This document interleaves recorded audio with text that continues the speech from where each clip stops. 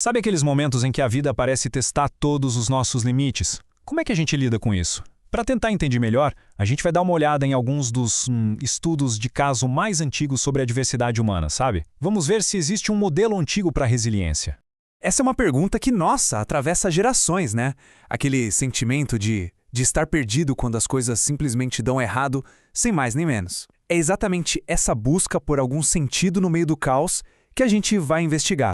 Ok, então para começar, vamos entrar no nosso primeiro campo de batalha, digamos assim, a crise existencial. E o nosso exemplo aqui, nossa, é uma das histórias mais brutais sobre sofrimento que existem. A história de Jó. A história é mais ou menos assim. Jó é um cara bom, sabe, reto, que tem tudo na vida, e aí, de repente, do nada, ele perde tudo. Família, saúde, bens, tudo. E isso não é só uma tragédia, é quase um insulto ao senso de justiça dele. A dor não vem só da perda, mas da falta de lógica, da falta de um porquê. Essa citação, uau, ela pega o desespero dele de um jeito que chega a arrepiar. É a voz de alguém que está procurando, sabe? Desesperadamente por uma explicação, por uma presença, qualquer coisa que faça o sofrimento ter algum sentido. Mas o que ele encontra? Silêncio. É uma busca totalmente frustrante por uma resposta que simplesmente não aparece.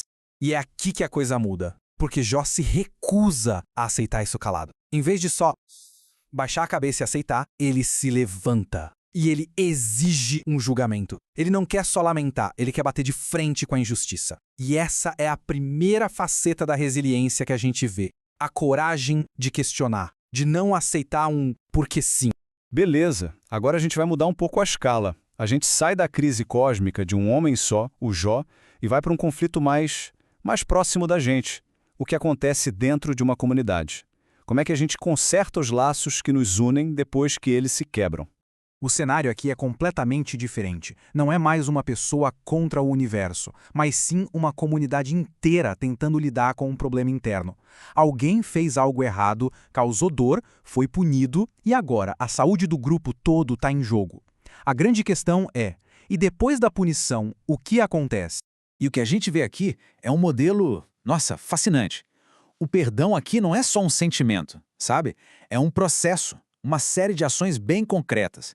A comunidade, de forma ativa, muda o foco da punição para o conforto, reafirma o amor e, o que é mais importante, tenta curar o indivíduo para poder restaurar o grupo todo.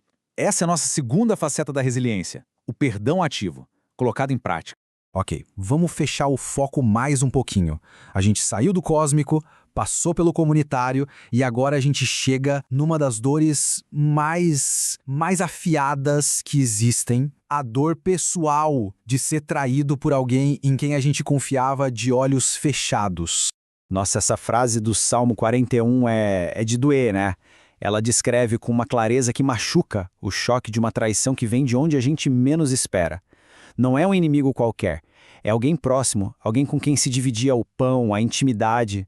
E aqui a gente tem um contraste incrível. De um lado, Jó, com aquela postura pública, desafiadora, do outro, o salmista, com um apelo super íntimo, vulnerável. Um está exigindo justiça, o outro está suplicando por misericórdia. São duas reações completamente diferentes, mas válidas, à dor. E elas nos mostram a terceira faceta da resiliência, a humildade de admitir a dor e pedir ajuda.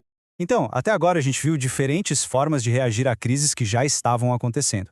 Mas e se a resiliência não for só sobre reagir?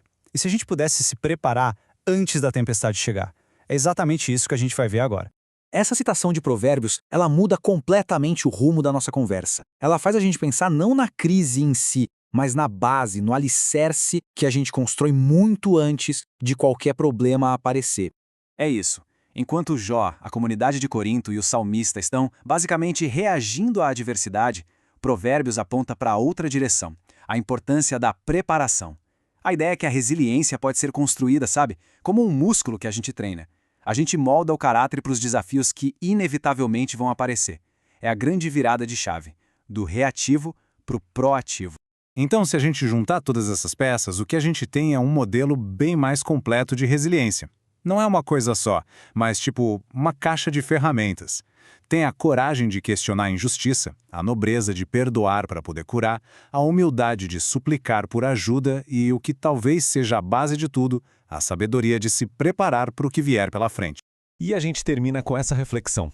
Será que Esses textos tão antigos oferecem um mapa atemporal para nossa própria resiliência?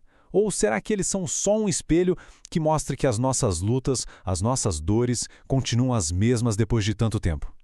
A resposta talvez esteja em como cada um de nós usa essas histórias para entender a própria jornada.